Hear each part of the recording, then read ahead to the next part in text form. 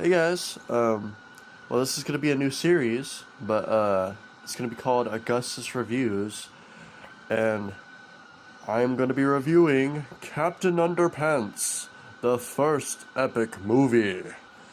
So, right from the get go, I read all of the books before this movie came out.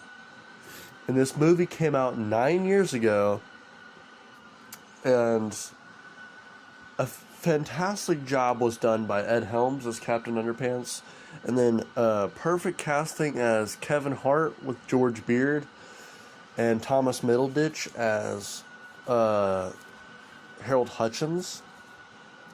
And the thing with these books is that they would introduce these characters and be like, "Hi, my name is George Beard. I'm the one with the flat top and like short hair or whatnot." And then Harold Hutchins would be like, "Hi, I'm Harold Hutchins, and I'm the one with the long, like, weird floppy hair and the tall one." And their chemistry is amazing in this movie.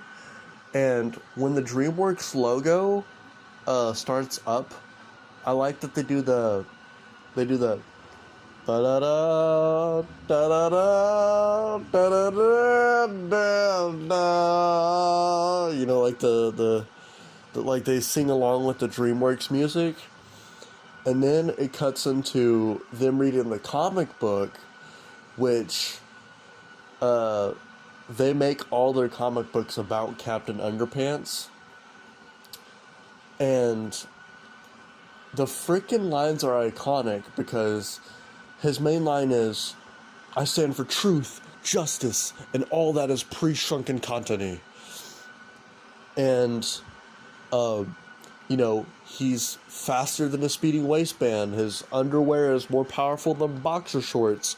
He can leap over buildings in a single bound. And every time you splash water on Captain Underpants, he turns back into Mr. Krupp. Well, they haven't turned their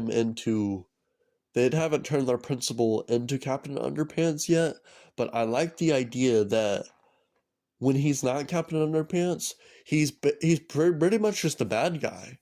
He's a bad guy who wants to separate George Beard and Harold Hutchins from their classrooms, put them in separate classrooms, and there's a really funny segment where they're like sock people, and they're like being like separated from the halls, they're just like talking about like laser robots and stuff, and like how it's the end of the world because they got separated.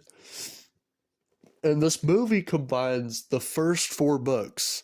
The first book, because, well, it's the introduction of Captain Underpants. It's the introduction of the Hypno Ring. They get the comic book, and they're like, "Okay, become a monkey." And he starts be going, "Ooh, ooh, ah, ah," monkey noises. And that's when Harold like looks at the comic book and he's like, "Look, George, we got this." And the way they become friends in the movie is awesome because they're in kindergarten and they're just sitting by Melvin Sneedley, who is probably just about as bad as Mr. Krupp because of how much of a tattletale he is on them and just how much of a nuisance he is. He always tries to ruin George Beard and Harold Hutchins' plans, and George Beard and Harold Hutchins' plans aren't exactly the best. They like to do pranks. Like, they got sent to the principal's office for rearranging the letters on the school board and to come see my hairy armpits. And just do such dumb pranks, like to put bubble gum on a basketball, and like of course it came back and like hit his face. There was like water balloons raining down from the sky.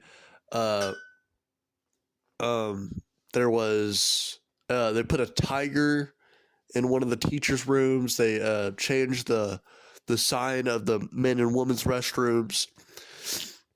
So yeah, they do a lot of vandalizing and messing around with stuff that shouldn't be tolerated. But you can't help but root for them. You can't help but root for them because they're just such good buddies. They're like Beavis and Butthead if they were like if it was like a more kid version, and they're like, yeah, most superheroes, like normally, they're flying around with their underwear on the outside. Well, this guy, he actually is flying around in his underwear, just like so the whole world can see. And Captain Underpants, he lacks a sense of common sense. And so there's one scene where he just like ends up punching a mime, and it's freaking hilarious. Because of the insanity. Because when he becomes Captain Underpants, they they forgot to leave him, like put him as a down as a competent guy, and so he gets himself in a really dangerous situations that George Beard and Harold Hutchins have to get him out of. And the reason I want this movie to have a sequel is because it's been 9 years, DreamWorks. 9 years. Not only that, we've had Dogman as a movie. People like Dogman. That was successful.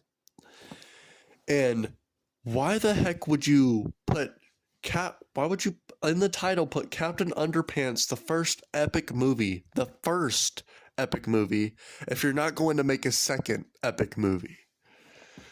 And the way they leave it on a cliffhanger with him being chased by like radioactive toilets very well could be a like go into a sequel, because Melvin Sneedley in the books, he turns into Bionic Booger Boy. At the beginning of this movie, we see them have a comic of Bionic Booger Boy. Not only that, but they have a comic of Wrath of the Wicked Wedgie Woman. The Wicked Wedgie Woman only ever gets mentioned. She's not in this movie. So the potential for, like, they could have the booger snot people from the third book, like the invasion of the secret body snatchers or whatever, and then have the freaking plant like the Venus flytrap show up in the movie as well. And in the books, he gets his power from like superpower, like some super duper power juice. But in the movie, he gets his powers from nuclear toilet water. And they really make you feel for Professor Poopy Pants, even though he's a bad guy, because Professor Poopy Pants is just such an unfortunate name. And I don't know if professors go by their first names or last names normally, but let's say this is his last name. Like, Poopy Pants is his last name. Why not just use your first name? Like Professor Senorita. I have no idea what his name could actually be. But if that is his like legitimate first name, he's at a downfall. His parents were a disgrace to him for having his first name be Poopy Pants. But even if it is his first name, doesn't he have another name that he could use? Unless both of his names are Poopy Pants, then he's just doomed like forever until he gets a name change. Which, if I were him, I would get a name change, because that is just too humiliating to go off of. And I feel like if Professor Poopy Pants did get a name change, we wouldn't have such a diabolical villain. And the Turbo Toilet 2000 doesn't show up till... Oh, no. Okay. Turbo Toilet 2000 is actually the main bad guy of the second book, Attack of the Talking Toilets. So we got the first one with the introduction of the Hypno Ring and him turning into Captain Underpants. We got the second book with the Turbo Toilet 2000 and the Talking Toilets, which how the talking toilets were brought up is George Beard and Hal Hutchins, they made a comic book about like man-eating toilets. I don't know why why in their right mind they would thought to like photocopy that. It was on I think it was like they were it was a science fair. I'm pretty sure it was like the invention convention that is shown in the movie, and one of their inventions is the photocopier, and they tried to scan the pictures of the talking toilets in there, and they didn't realize how many toilets that they put in the comic, because there's quite a bit, but the way that they defeat them is freaking amazing, and I can never forget it. It's the lunch lady's food. The lunch lady's food, like, because they're basically calling the cafeteria food crap, just like any child would, tasting lunch or having to pay for lunch for their food. And I just love it because it is potty humor. There is a lot of toilet humor, obviously, with the toilets and Professor Poopy Pants, but it is done in such a smart way. Like, and it actually gets really scientific in the later books. Like, they do time travel and end up meeting with their like past George Beard and Harold Hutchins, and they're like, yeah, don't do that, or this is gonna happen. And it actually gets crazy. Like, by the 12th book, he actually loses his powers, like, for good. I forgot the reason. Like, I would have to read them again. But this is why I think there should be a second movie, because Melvin is in this movie, and the second movie could see him turning into Bionic Booger Boy. We could have Wrath of the Wicked Wedgie. We could have the Wicked Wedgie Woman be like a major force behind it, and have the like booger snot people come out. There's also the first villain of the movie that they haven't used, which is Dr. Diaper. They very well could use Dr. Diaper in the sequel. And I just think it's brilliantly animated, because the beginning of the movie, it looks like it's ripped out of a comic book. Like it looks like it's drawn straight from a comic book. And they do the fliporama a couple times throughout the movie. And there's one time where like the credits roll, and it's like a fake out, and they're like, ha, yeah, that's not the ending yet, bro. And they play one of the best songs in here, bro. Oh yeah. Bow bow. Bow bow bow. So every time I watch this movie, I want to rewatch Ferris Bueller. And yeah, they do play Don't You Forget About Me at the end of Bumblebee. And you're like, what the heck does Bumblebee have to do with Captain Underpants? I just watched Bumblebee last night, and pretty good movie. But like The Breakfast Club, you can't beat The Breakfast Club with the Don't You Forget About Me at the end. Like, it would have been a better impact if they didn't play 80s music constantly throughout the movie.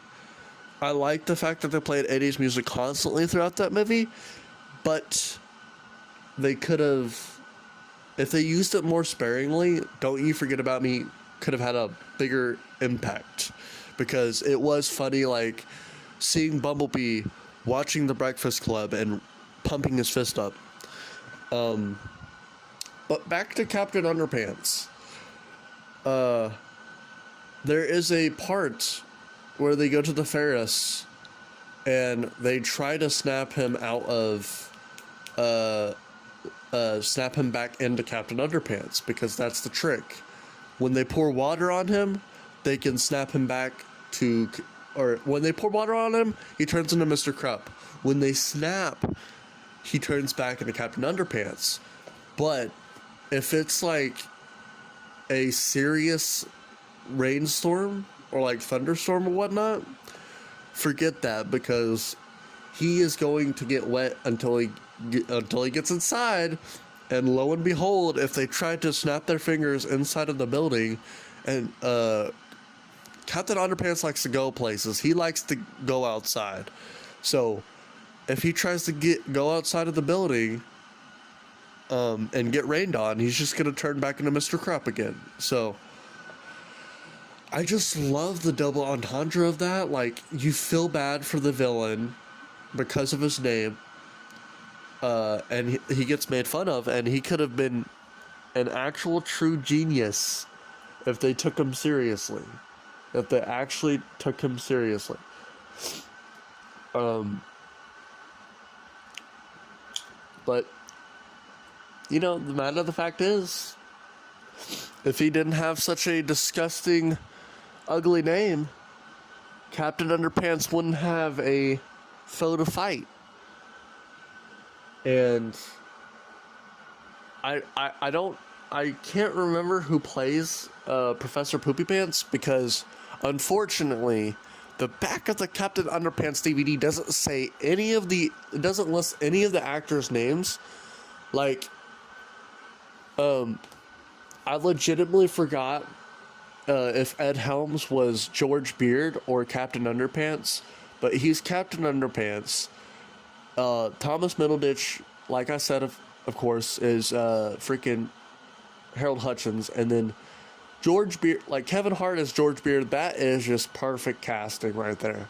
Like, in my mind, like when I was reading the books and like growing up with Kevin Hart movies, I'm like, dude, Kevin Hart would be like a good fit for George Beard.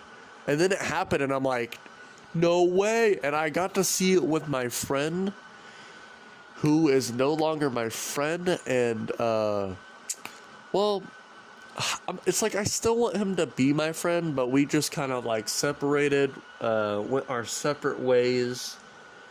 But